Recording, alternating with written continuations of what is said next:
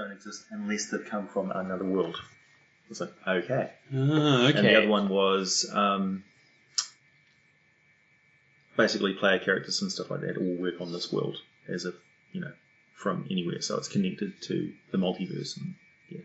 So there's 2 bits in there which basically imply that it's part of the multiverse. D&D multiverse, at least. Cool.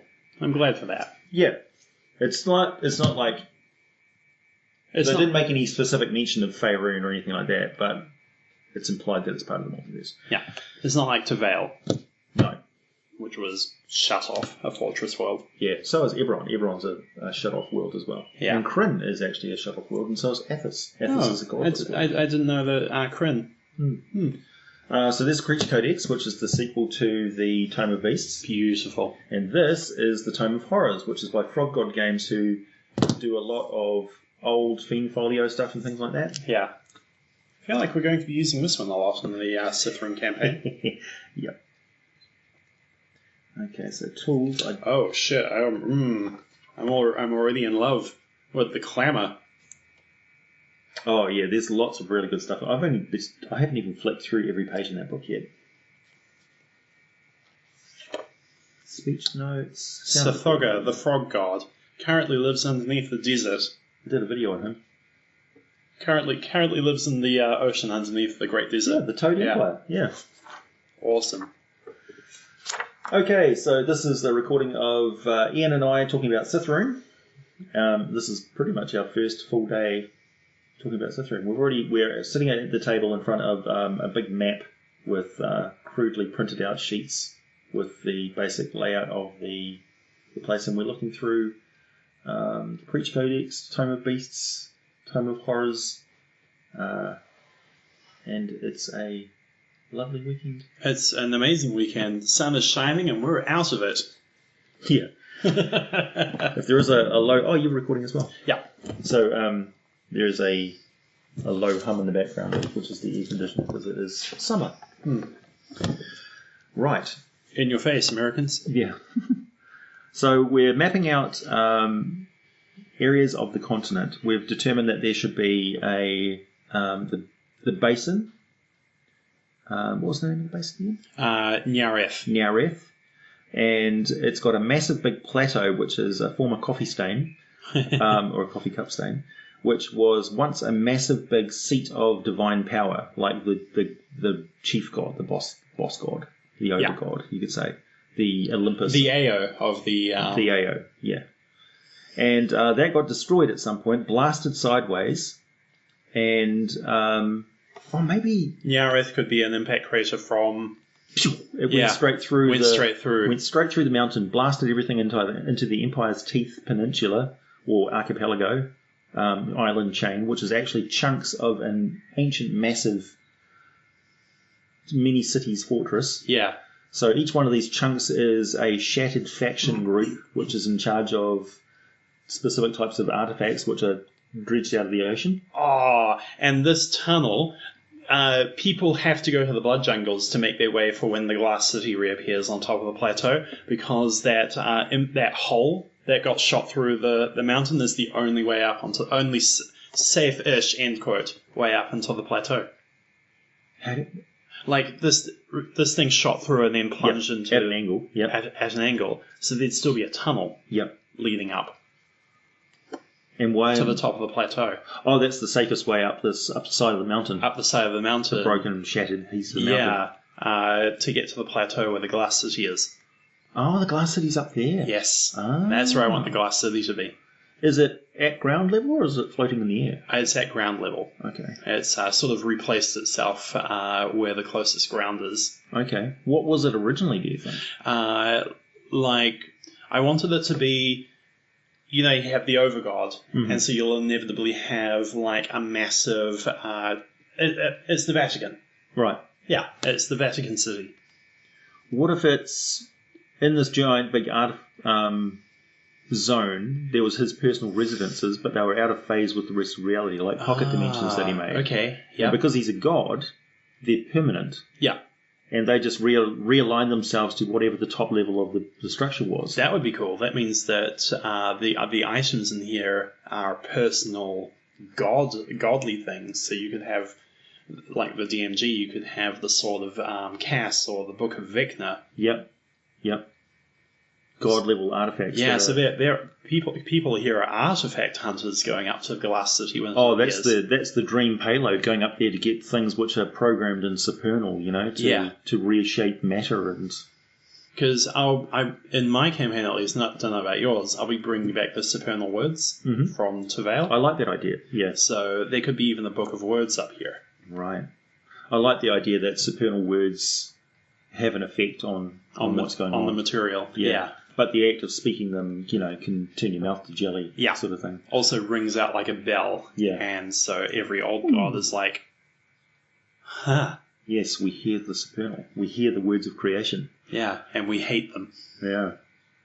Of course, because they would go everywhere, because they're speaking into the matrix of the dimension. Yeah. Because they're making permanent changes. They're altering the base code. So things which are running on the base code. In the Salutian campaign, Ricky had to expend a healing surge to use any of the words to mute it. Oh, right. If he didn't, then the utterancer of the nightmare words would know instantly and be able to go straight there. I like that. The unmaker of worlds. Yeah. So we've also got a big desert which is in the middle of the continent, pretty much. So we've kind of got the centre of the continent here, which is the shattered archipelago, the thousands of islands, which are actually like a big swamp nexus, and that's got lots of little rivers coming off it, and there's a mountain range around it, kind of in a circling ring, and they form a natural buttress which creates a rain shadow, which is the start of the Toad Empire desert. And the idea is that there's a subterranean city run by an ancient frog god. And there's these rivers and stuff which run from the Great Lakes towards these shattered the blood jungles and the archipelago. What do we need to call this? Well, I mean, the plateau.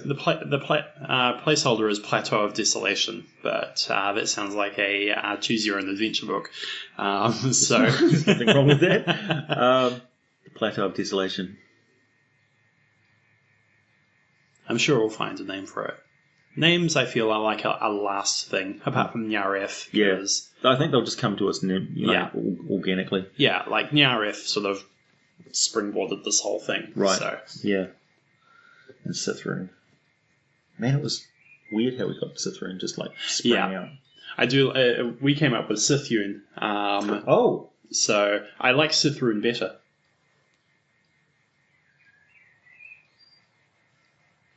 Well, that would be Sithrune. Oh. Yeah. Put an R in there. It's a silent R. Yeah. It's an invisible R. Sithrune. Sithrune? Sithrune. Yeah, I like Sithrune better. Yeah, me too.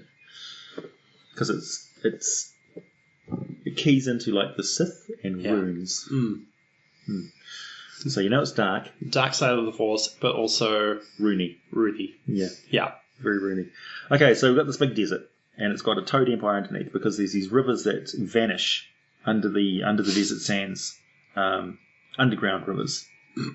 We've also got this massive big wall which blocks off the desert encroachment into these very steep hills, which have got thousands of cascading waterfalls coming down from the Great Lakes. And the far left, since we're not talking northeast and west and stuff, the far left of the continent is higher than the rest, plateaus and stuff, which means that we're going to have a lot of cliffs. Yeah, they're going to be massive cliffs all around here. Yeah. Well, that's good. Yeah. That certainly puts some limitations on sea trade and things. Yeah. And also you'd have fishing villages which are like stuck on the side of cliff faces. Cliffs of insanity. And then places like this would be really valuable because these could funnel down to proper coves and stuff. I feel like we need a lowland basin here around this whole, like a river. Yeah. That could be like the most normal out of the way place. Well, that would be the pleasant place where the three nations are making their way into the land. Yeah. Yeah. So ironically pleasant, but also strife. Yeah. Because you've got the elves are right here. You've got the crazy humans from the blood jungles. Mm-hmm. You've got the horse nomads. The horse nomads and the constantly making raids into this area. Yep. So this would be the steppe lands. Yeah. Horse nomads. But not horses. No. Why did I just write horse noble? I don't know. It kind of makes sense. Just like a whole bunch of warring parties, Genghis Khan style. Centaurs. Yeah. Centaurs. Centaurs. Okay. Centaurs. Shit.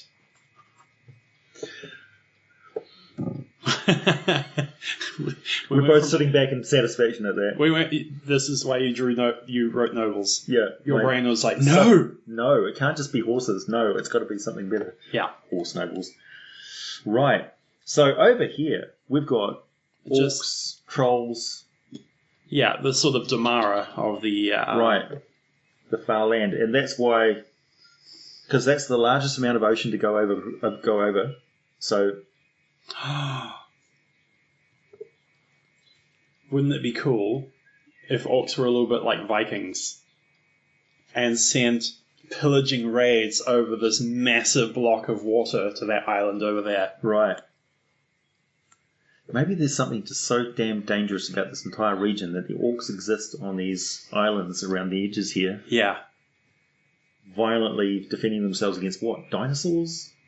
Dragons? Dragons. So that's like the monster area. Yeah. Maybe there's a rift. Maybe there's a semi-permanent rift. Well, it could be to the place where the old gods came from. Yeah, this could be the places where the old gods were. Oh, that's the landing zone. Maybe this is the launching zone of the super weapon. Because I wanted to have an idea that the world is the world's in absolute turmoil, strife, and constant death. But as far as the powers go from the old gods, they're squalid and decadent and stagnant. But there could be something over there where there's signs that a new old god is coming through to shake up things. Maybe some new gods got the idea that they could resurrect and take over and use the power of an old god. Ah, okay. So they're reinvigorating this old god with delusions of elevating himself to the former overgod status. Yeah. So I will form a new pantheon of the new gods. But they went terribly wrong. But he's mind controlled. He's basically deluded and duped. It's crazy. And so his former people, I guess, the orcs, are just like so abused that they're just messed up. He's the Caligula of the orcs. Yeah. Yeah. So like Grinch, I guess, like a Grinch type figure. But instead of... So he's arrogant, he's all about strength and stuff, but he's stupid. And he's manipulated by these young gods. So the central part of that part of the country could be like in a semi-permanent warg. Yeah. The factions of the orcs and goblinoids in general, I don't know. The monstrous races. The monstrous races, yeah. So we could have hobgoblins, we could have trolls, we could have orcs. They have semi-permanent. They have permanent communities around the outside, and then they send the best of their best inwards. They are the generators and proteges of the young gods. Yeah. Who are vying to control the major god, the old god. But the old god can turn around and lash out at them at any time. Yeah. So they have to constantly kowtow to him, like he's in charge, when in actual fact they're constantly trying to give their god more power. Like sacrifices and all that sort of stuff. I thought the toadies were over here. Yeah. Yeah. Well, that god just consumes everything. Yes. So anything that grows, he just eats it. So that's the desert as well. Makes sense. But fuck, I really love this. This idea has just become very compelling.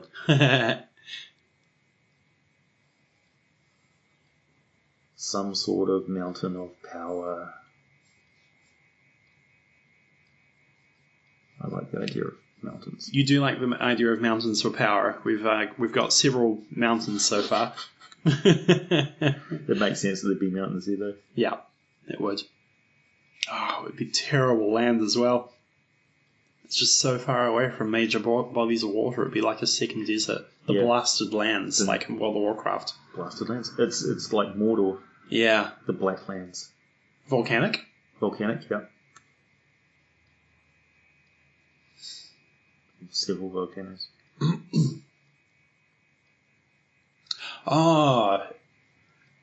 The old god could be a volcanic god, an elemental. Like a primordial. Yeah. Like Kossuth. Cogdor the Burninator. that can be your campaign. Yeah. What's the name of that god? His name is Strongbad. Every player's like, right, I'm out. Yeah. Strongbad, biggest and baddest of gods. I don't know who that is. I don't have a history skill.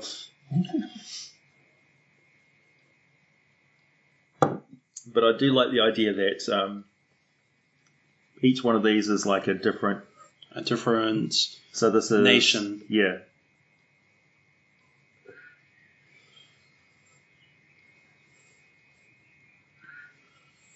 Maybe the closer you get to the old god, the more his madness leeches into you. And so they stay offshore. Maybe he's a dragon. Yeah, actually. That the dragons have mainly fallen into... They were the former steeds of old gods and stuff, and they were once majestic creatures, gifted with intelligence by divine power. The best, because they served. And the best... So the dragons were the angels of the old gods. Yeah. The annals. The annals. Yeah. Not the anals. Angels. Right. Misheard you completely. We're cutting that part out. That's not going to be in it. This is for our own reference. So they were the former angels of old gods. Yeah. And they've fallen into, bestialness. Because... They fell. They fell, yeah. And this massive, huge dragon was a complete terror on all these different groups here. Yeah. Who had their own, old gods and stuff, but he killed old gods. Yeah. And they had nothing but their new gods. Yeah. So they were dispossessed, they lost their culture and all that sort of stuff. And became raiders and... Are the new gods like the nascent of the civilized part? So the old gods killed all the pantheons. But thousands of years later, there's still the hope that the mortal races, these people who work against the old gods, partly because the old gods allow them to, because it's funny. But these rebels are trying to elevate chosen people of their own races to godhood. So they're like the nascent. They're the end game hope that the nascent will one day become powerful enough to strike down the old gods. Yeah, because one of the things I really want in this campaign world is the ability for an adventurer to kill anything. Yes. So, yeah, you absolutely can elevate yourself to divine status. Yeah. By renown and stuff like that. And there should be some sort of system involved where if you get famous enough, you accumulate followers and nations start to put up statues of you and you start getting power from those. But so on it the other becomes hand, tangible. Old gods start paying a bit more attention to you. Yeah, exactly. Also, if you're a tyrant, same sort of thing applies. Yeah. The more you hurt and oppress other people and force them to put up effigies of you and things like that, your infamy has exactly the same effect. 2 ducks just walked out of your house. What? They just walked. Maybe they were nibbling at the They may have been. Maybe nibbling at the plants. I'm pretty sure those are wild ducks. They are. Anyway. So yeah, a tyrant could achieve the same level of godhood as a virtuous paladin. Yeah, and be completely not under any obligation to do anything. Yeah. How the virtuous paladin could be the tyrant. Yeah. So the chances of a person rising up to sufficient power to kill an old god are slim. Yeah. Because the old gods are going to be aware of them coming a mile off. Mm-hmm. But in that, these different groups of hobgoblins and orcs and that sort of stuff are former minions like kobolds of the dragons and stuff like that. So they're old gods, like their version of Groomsh, who rode this dragon and stuff, who was one of the more powerful of the things. Maybe he was the lieutenant that struck down the Shining One sort of thing. Yeah. And maybe he got imprisoned. Ah, okay. So he might be in the core of the world. Yeah. You know? That's why... That the dragon's leeching power from. Yeah, this dragon's curled around this volcanic mass because it's drawing comfort from its master sort of thing. Yeah. And it just sort of sat there, cooing and wishing that he would come back like a patient dog, a loyal dog. But in its like frustration of its master not coming back, took it out on all of his former minions. Yeah. Who just got sick and tired of being completely oppressed by this thing, but have no choice because it's aware of everything they do. Yeah. Like it's got a constant eye on them, like Sauron, like staring down from the mountain. Occasionally. So every time there's a rumble or something, they're like, yeah. Occasionally, Ash will spew from the mountain. They're like, he's awake. He's awake. Yeah, it's angry. Every nation. storm, every tornado, every natural form of anger is like their god. So shaman would be prevalent there. Yeah, people who can speak to the dragon.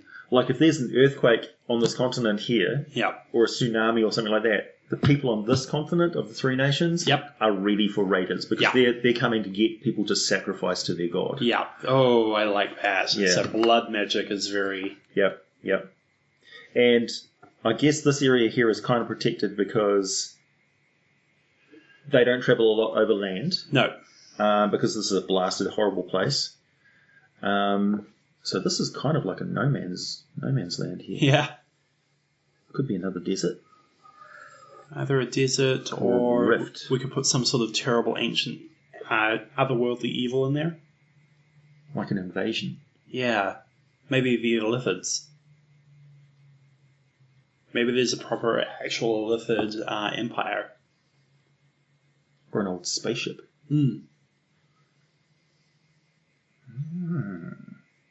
Or the radiation lands. What would stop this dragon? From just flying over? Yeah. Null magic. An anti-magic zone. Yeah. Some sort of barrier defense. Maybe the blue moon shines, like it's obscured by the other two moons most of the other places, but it perpetually shines across here. What if a moon actually touched the planet? Jesus. This could be the mating ground of the Red Queen. Yeah, the Swarmlands. Yeah, the Swarmlands. Oh, I like that. Maybe there's something in there. Maybe part of the Feywild leeches in here, so there's massive, constant mutating growth and... well, there'd have to be like fungus and stuff like that just grows constantly. And like you step into there and you're like, oh, I seem to have a little patch of fungus on my hands, and it starts going... taking it grows you up over. and starts talking with you. Oh, liking it. Yeah. So we've got, like, the Swarmlands is fungus people, fungus creatures fighting against... insect swarms, insect hives of epic proportions. I feel like that needs to be a... pretty large area. That needs to be a... that's not a hexagon, whatever shape that is. Ha! But, yeah.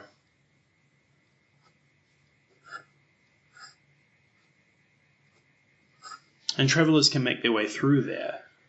Like the orcs and stuff could go around the land, but if we're starting a campaign in the Centaur lands or at the Oasis and stuff, player characters could have described how they offered something to the Myconids in their battle against the Endless Swarm, and made their way through subterranean tunnels and stuff, fighting off constant infections and stuff like that. Well, this area of the desert thingy here, past the Oasis, which would border between the steppes of the Centaurs and the craziness of the Horde lands. So this could be an area that's been completely leached of all sort of nutrients and stuff by the fungus and all that sort of stuff. It's been eaten out. And all that's left is survivalist insects, which is Sithrune. Ah, okay. So they'd get on okay with the centaurs because they're all about hunting and survival and stuff like that. Yeah. And that's good because I like Sithrune. Yeah. If your campaign world doesn't have Sithrune in it, you've done something wrong. Yeah. But there could be other insectic people there. In Athos, there's originally 6 different varieties of Sithrune. Yeah. So, yeah. We could have Scorpion people. Driders. Eticaps, yep. Ankegs. Remorises. All sorts.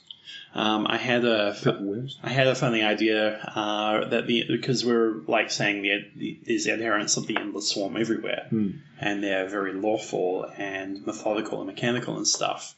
What if the adherents of the endless swarm are the ones who created the Warforged? So you'd have insectoid Warforged. Right. Yeah, because they're lawful. Yeah. In nature. And they're robotic and mechanical. Yeah. So the further you go into the swarmlands, the more Mechanus-like it becomes. Yeah. That's terrifying. Like don't knock over any artifacts or edifices or artworks or anything. Don't move a stone. It's like, why? Touch a stone. Swarm! It's like, what? Mechanical people that know how to make more mechanical people out of the surroundings. Yep. And what do? They just feed the swarm. Yeah. Service the hive. Yeah. Soldiers for the hive. It's like you come across a hive of giant bees. What are the bees doing? Nothing. They're just being fed by robots. Yeah. And why? What is your ambition in life? To serve the queen. What's the queen's ambition? To serve me. And very occasionally you'd have the player character Warforged who there was just an error in their programming, and that error was free will. Like Modrons. Yeah. Right. Well, that makes sense. We've made very good progress. We just haven't talked about the 3 nations. Yeah, the 3 nations.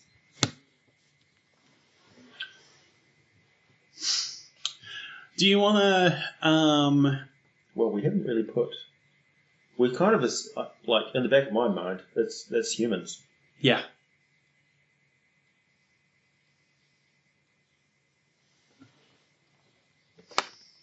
Humans and halflings and giants, maybe. Furbolgs. Oh, yeah. I'd like something. Maybe one of these islands to be like a people who remember, because I always enjoy that trope. People who remember how the world was. Aarakocra. Ooh, okay.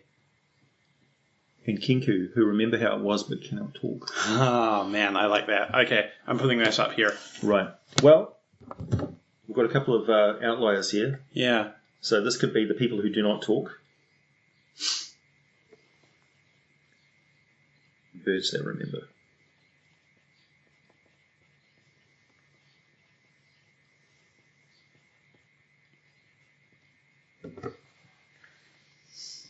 We'll save this for something. Well, that could be the Aarakocra. I'm thinking Aarakocra and... It's not that far from each other. Flip the world into a sphere. Yeah, no, that's true. Probably not spelling that right, but who cares? Right. That's if we want to go with that. Yeah. We are just penciling everything in. Yeah, totes. So...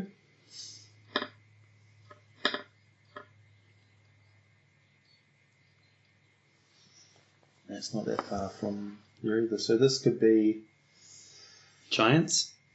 Giants that... Maybe humans started off a lot bigger. Yeah. It's like the World of Warcraft mythos, the Vrykul. Yeah. So for the longest humans. time, they had their own... Who would their old gods be? we talking the evil old gods or the ancient gods? Well, pretty much all the gods are pretty evil. Like there was a good god. He got destroyed. The mythos idea was for the whole world was that there were good gods and there were evil gods and there were pantheons of all the gods in between, much like Faerun has. And then the old gods, the elder evils, came through and just screwed up everything. I hate the idea of pantheons. Yeah? Yeah. That's the thing that bothers me about gods. Why would gods cooperate with each other? Because everything's based on belief, and every individual community of people before they intermix would have their own god. But to get more power, a god needs more believers. That's true. I think at least every race would have their own god to begin with. I suppose you could, like, if we had a correlation with Catholicism, for instance. Yeah. Would you know who John the Baptist was, or Mark, or Paul, or those guys, if people didn't worship Jesus? Yeah, no. So why don't they have any divine power? Or do they, by association? Because they're just men, right? Well, saints historically had miracles that they could perform. Right. So I guess there's the major gods, who are legendary figures, who so the old gods would be like, this one created mountains. Yeah. Like invented mountains. This one is the wind, you know? Yeah. This one is... that one down there is nature. Yeah. This one here is sadness. Yeah. Like unspeakable sorrow. And its offspring are the ravens, the raven people. Yeah. Who cannot talk. Just like... Maybe that's the old island of the dead. The Raven Queen. Who is now dead. The island of things which are buried under bird shit, basically. Yeah. The eyeballless ones. Yeah. What are they, blind? Blind ravens that can't speak. Dang. Yeah, it's an idea. So they navigate by echolocation, like bats. Yeah. Wow. All Kenku are blind. I like that idea. That's just kind of crazy. Yeah, so when I say old gods, I mean Cthulhu-esque. Yeah. Old god. Oh, okay. Versus the ancient gods. Yeah. So the dead gods. Before they had tamed this world, before they had any mortal followers, before they'd created any mortal followers, they needed the ability to put life into inanimate objects. Yeah. And in order to do that, you basically have to mess up reality. And messing up reality is the forte of old gods. Yeah. So this use, I guess, the seed of the old gods was created when they started messing with the reality. The mortal races went throughout the world. That this was a thriving, prosperous world, a jewel in the multi-plane. Yeah. And then eventually the old gods got to the point of, the Cthulhu-esque gods, the evil gods got to the point that they systematically wiped out every single mortal worshipping god and then set up base. That's the mythos I was going for, that at one point there was hope, there was a future for this world, and now it's just gone. And that's why you got nascent, because some mortals keep records that they did have people who could stand up to the old gods. They're trying to rebuild that. So the old gods could be essentially old ones. Yeah. Who achieved a sentience, who suddenly understood what stability was. Like, instead of the roiling massive potential that they came from, where everything was possible, they thought, I could make a thing, make a thought that's permanent. Make a place which is permanent. So they found this place of what to them was just frozen nothing. Yeah. And went, I can shape this into immortal servants. Yeah. You know, I can change it just enough so that it's alive and enough to, you know, to be a living thing. So this is the old gods come here and they make essentially angels and demons. And then everything's perfect. Yeah. Everything works perfectly fine. But the problem is, the other old gods who have clued into this and come here as like lieutenants and aspects of nature that they love. Like, I love the movement of the air. Yeah. You know, so I become this. I've discovered this stuff. It's called water. It's pretty trippy. Yeah, look what it can do. It can Yeah. make ice, and it can make snow, and it can make gas, and all this sort of stuff. And then I guess it turns out that they're also a little bit crazy. Yeah. Because nobody ever put any instructions onto how to be an intelligent being, or control your emotions, or control your ambitions, or have loyalty, and so or social... that madness built up over time. Like the 40k Elder. Yeah, so their disagreements were like, you can't do that. What do you mean can't? Yeah. Like, what's a rule? It's like, I don't want you to do that. You can't tell me what to do. You know. So they express their anger through their creations. Yeah. You know. And so their creations went crazy. And so you ended up literally with demons. Yeah. And they devolved and muddied up and became mortals because they didn't work perfectly anymore. Yeah. So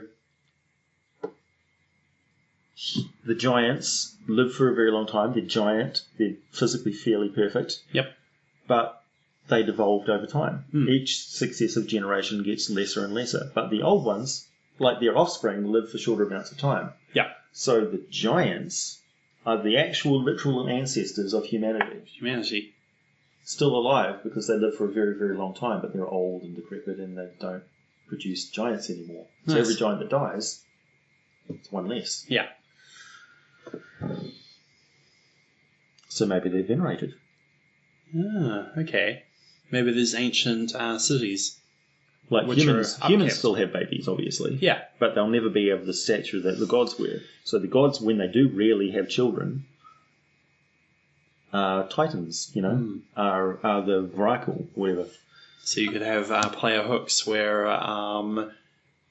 So you could have Goliath, yeah. who are closer to this particular the god, giants. and you'd have the Firbolg, which are closer to that sort of giant. Yep. So races of humanoid giants and Goliaths and even humans and stuff are all that because they're based on the bloodline of a particular favoured child of a god. Oh, this is where you could bring in some like Warhammer 40k stuff. Yeah. Because they're like the super soldiers. So defending the three nations against... And then you've got the halflings, which are basically squats. Yeah. So humans who breed too long without any sort of giant influence in their bloodline, Yeah. they start producing halflings. Okay. So halflings are like, well, you know, whatever. This is what we're all going to turn into anyway, because the giants aren't going to live forever. Then, you know, so we don't have any. We're not the heroes of our nation. Do you see us? We're the future. Yeah. It's like, don't hate us because we're inevitable. Yeah. You know, but don't expect anything from us because we're not huge heroes. So they're not the Frodo and the Bilbo of the... But every now and then, a halfling will go, but you know what? We can be heroes. Yeah. Like, don't look down on us, you know, because we are the future. So do you think the Three Nations is a little bit less beset by the old gods? Yeah, because those giants are pretty gnarly. Yeah. They're pretty gnarly. They've got weapons and stuff, you know, because they are very, very old. So all of this suddenly becomes a massive war-torn. Yeah. So they'd be like, that's the most sheltered of the islands over there, but these constant skirmishes from avatars of the old ones. Yeah, well, those giants don't have to get along together either. No.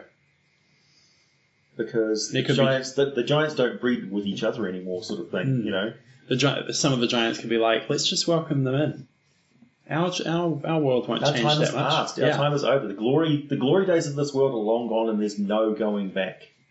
Why do we fight against inevitability? Our children are just going to devolve into these runts anyway. Yeah, and halfling's like, hey! Screw you, man! Wow. And the halflings are creating new gods of their own. It's like, we're going to take over this planet. So there might be one of the the ancient gods, the original gods, still alive, but in a desperately weakened state.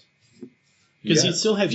you'd still have humans throughout all of here, like still humans in there, and they're just being fully taken over. But there's still some humans that cling to the old ways. Yeah.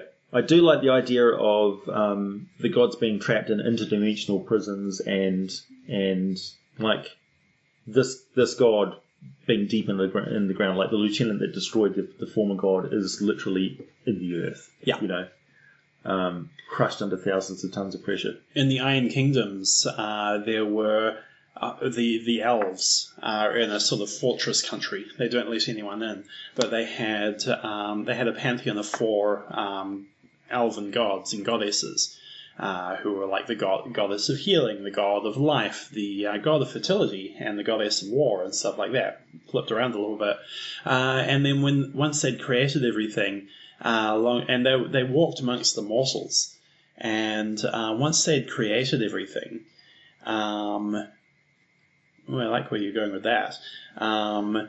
They built the capital city. They tried to create a portal between their divine realm and the mortal world, so they could come and go whenever they wanted to. There was a massive nuclear explosion which destroyed most of the elves. And as penance, they said, "We're going to go out into the world. We're going to come back when we figured out how to fix everything." Several hundred years later, most of the priests, most of the clergy of 4 of the 5 gods, one day died instantly. Those who lived went mad, except for one sect who were just like, something terrible has happened, but we can't contact our goddess of life. And then a couple of hundred years later, she came back. So massive, mile-high wall doors. She just came in, wearily pushed them aside, wandered and closed them again, and they knew that this was a goddess. Wandered into her major church, fell unconscious, and she's never come back to consciousness. No idea what happened. Wow. Yeah. So we could have a sleeping god. Yeah. So the reason why I've drawn little thingies here is like, imagine the gods weary after their things. They like the idea of sitting in a castle over a lake. Yeah. So each one of these places is an place ancient where citadel. Yeah, and maybe one of them still has a god, but the others are just that's where the deities are interred. That's where like the primarchs of that particular nation are. Yeah. So that's where their immortal emperor sits. Okay. And if they wake up, woe betide. So they'll just be sitting in their throne. Like my idea of Crom's Strongman's Mountain. It's like overlooking the peaceful lake sort of thing, and like it's kept pristine. Yeah. It's kept pristine. Its food is provided. It just sits there, ancient and mysterious, thinking about past battles and all that sort of stuff, and its children. And every now and then one will catch its attention.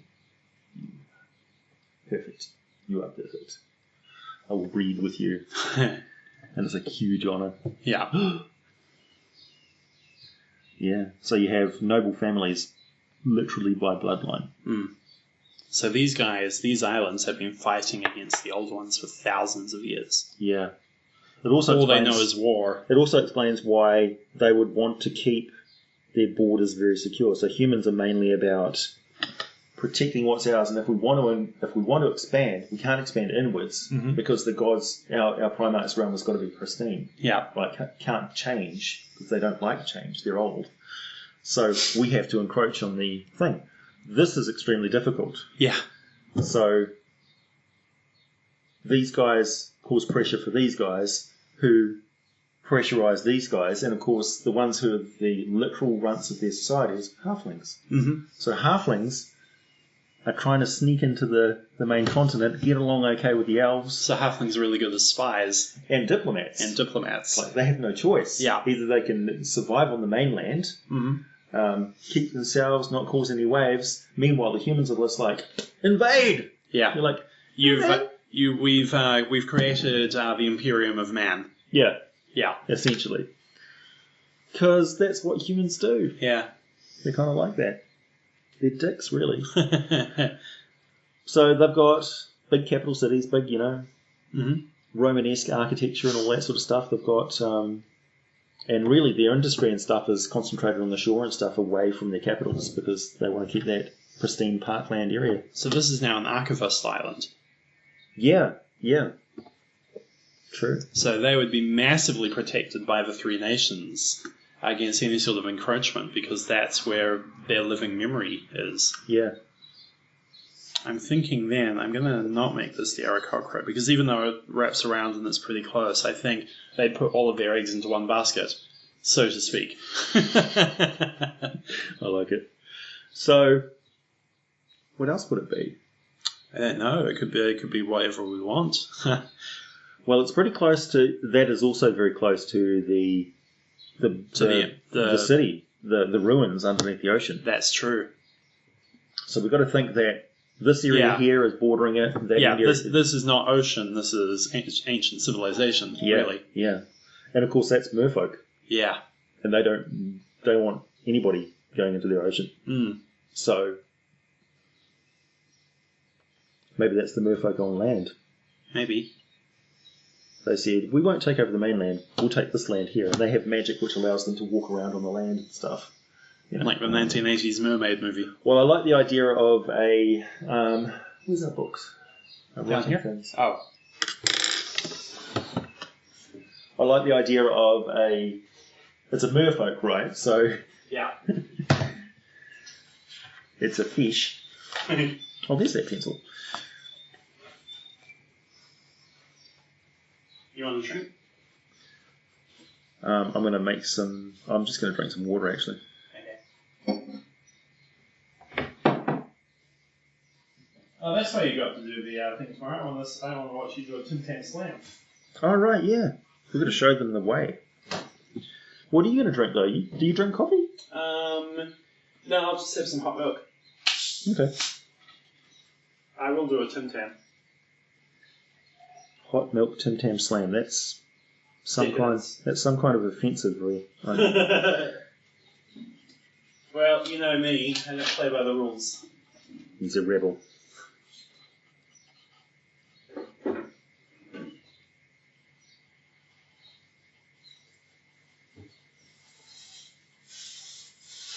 That scritching sound is me drawing. Sorry? I'm just explaining to the recording that the scritching sound is me drawing stuff.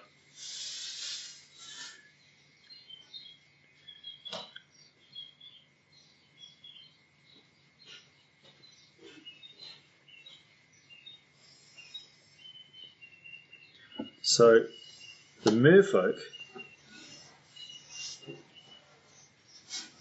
have like spectral mage hand legs. Oh, wow. Okay. So they are still just merfolk, right? With their cool mohawk fins. Mm-hmm.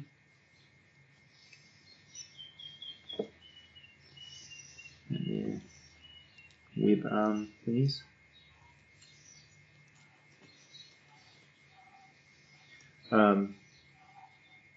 But at the same time, yeah, they've got this.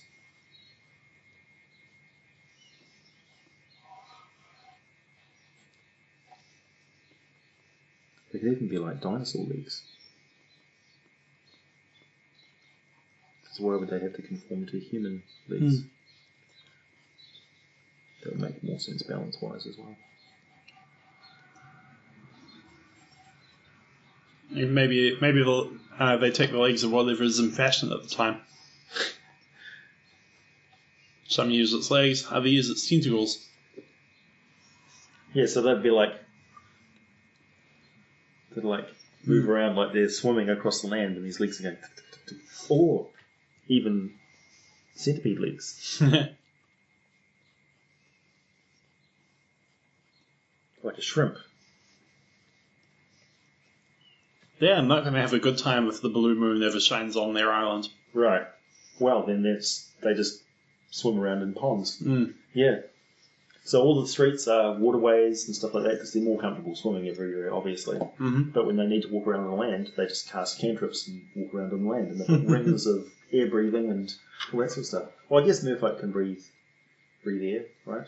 Yeah, they're amphibious. Yeah. So yeah, it's literally a nation of merfolk. Yeah.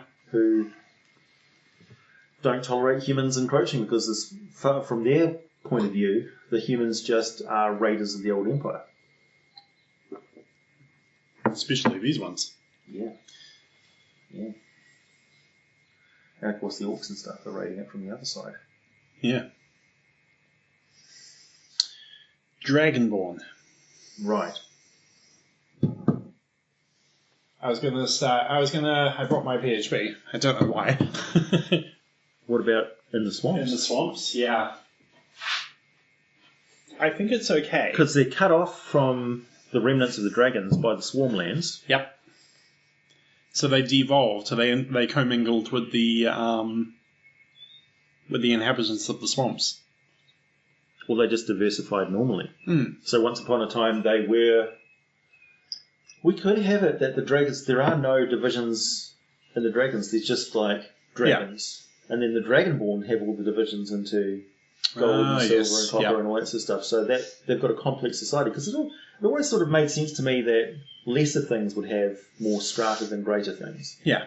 Like, you don't have a lot of diversity in blue whales. Yeah. Because they live for a very long time and they don't change much. They don't need to. Same thing with dragons. Why would dragons need to adapt and evolve to anything? Hmm. The Dragonborn have a much faster life cycle. Yeah. That hundreds of generations with dragons only one lifetime. Right. So that makes more sense biologically to me. Which makes for a better, more believable fantasy world. So each of the colours is a different tribe that has carved out a niche in an unforgiving world. Yeah. Yeah. Yeah. So you'd have... the ones because we've got the mountains here, we've got the elf home jungles. Yep. We've got those bordering the swarmlands. We've got those bordering the deserts. The ones in the marsh would have poison spray. Yep. Good, all our bases covered there. Yeah. Tieflings. Tieflings and Aasimar. Oh. I was thinking, if you're going to have Primarchs here, Aasimar could be the offspring of the Primarchs and the chosen few. Yeah. And so in the Aasimar in the world is very much a yes, I am the head of a noble bloodline. So the Primarchs, I guess you could say, they're Empyreans, essentially. So they're just a smidge off godlike status. Yeah. And then Aasimar the human empire. Yeah, Aasimar are very close to their original lineage. So Aasimar would be big. Yeah. Like 12 foot tall, sort of, at least, I guess. But perhaps they can make themselves smaller. Maybe they have the hulking thing, like they count as one size category, like furbolgs and stuff do. Yeah. Of course, we don't want to deviate too much from the original rules and stuff, because otherwise we're... Well, if the Aasimar have all the same stuff that a furbolg does, we can just call the furbolgs Aasimar and the Aasimars furbolgs. Right.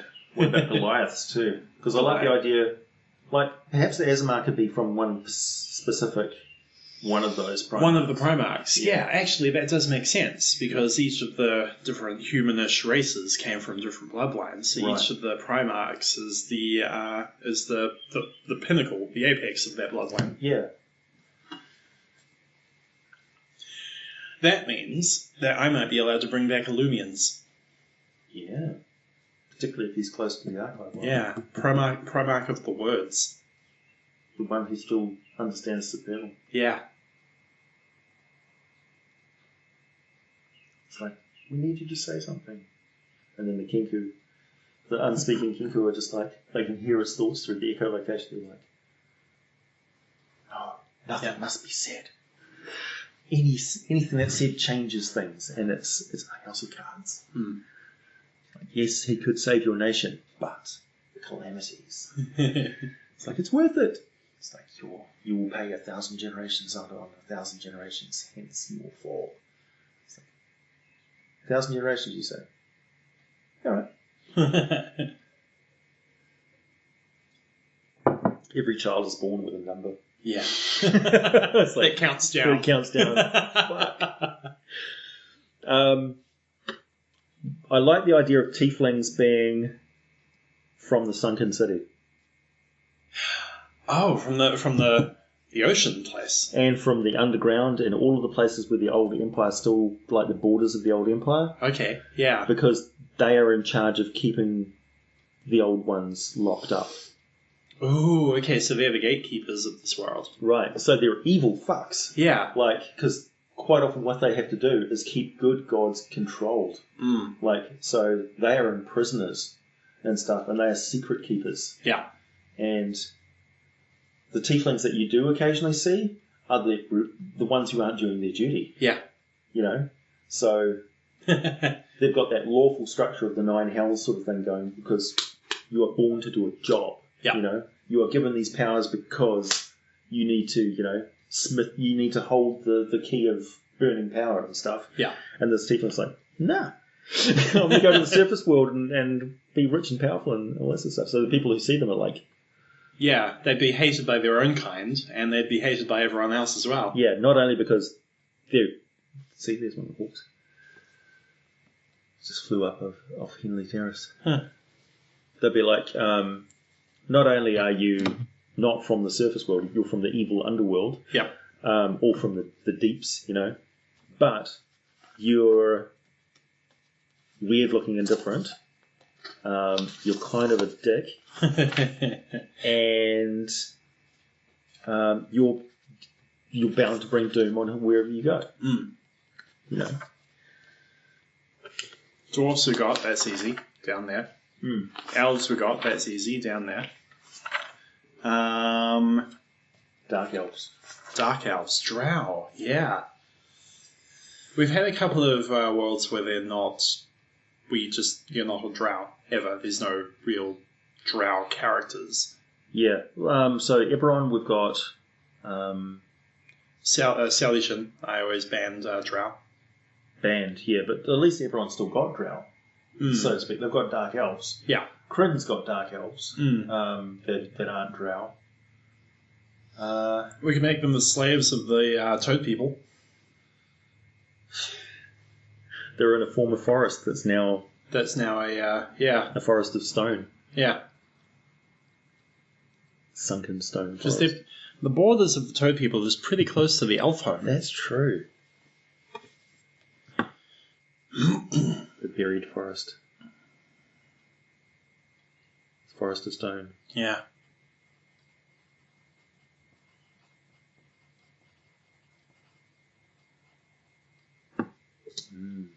Are they evil? I think that their natural balance is gone. Yeah. So to eat or have anything, they have to steal from others. I also think I'd like to think that they would, if they went to the surface and they just saw a whole bunch of elves picking fruit from persimmon trees and eating it and laughing gaily, they'd be like, "Why didn't you save our forest?" Yeah, just so taken over by jealousy and rage that they strike out at everyone. They're like where was Gondor when Rohan cried for aid? Yeah. Where were you when our forest was petrified? Where were you when the toads came for our babies? It's like...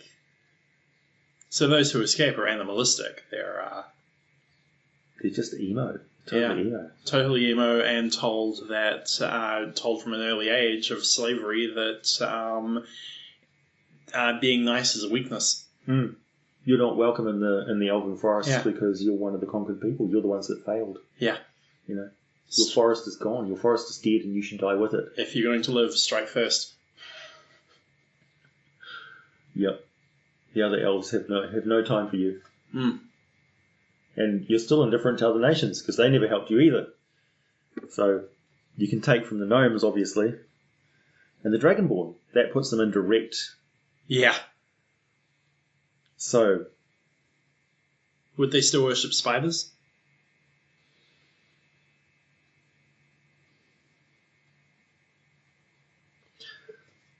okay. They worship cave water. So, here, Mhm. we've got a big gap. Yeah. Land of the St. Bernards? Land of the spiders. No. I like the idea of this being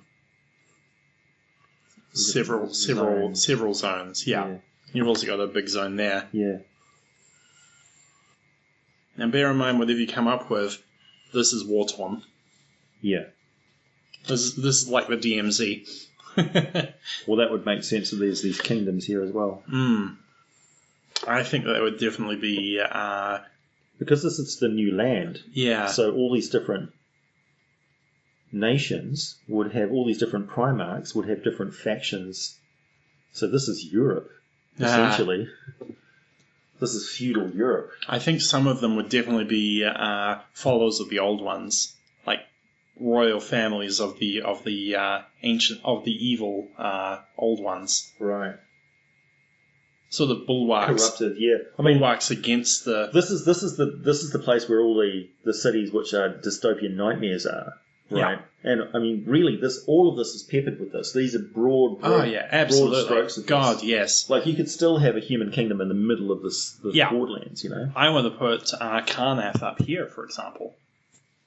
Yeah. Like this is just. Yeah, you're gonna have fun with that. This is like Maglamund and the monastery of the Shrieking Echoes and Necromunda. Yeah. Skull Island. The kobolds that worship monkeys. Craziness. Madness. I'm going to put a cross between Karnath and Ravenloft up here. Oh, wow. Yeah. In the pine tundras. In the mistlands. Yeah. You have like a Transylvania type thing up here. Yeah, that's what I'm hoping. The sometimes frozen north. The land where shadows move. The land of independent shadows. And when it's frozen, it just sort of everything stops. Yeah. And it becomes like a tomb world. The only thing that moves are the dead. Then it thaws and everything comes back. A type of frost where every living thing falls asleep and only the living get up and walk around. Only the unliving? Oh, only the unliving. Damn, yeah.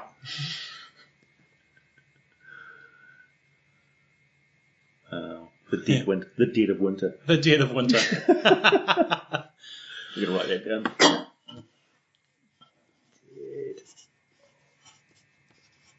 Winter.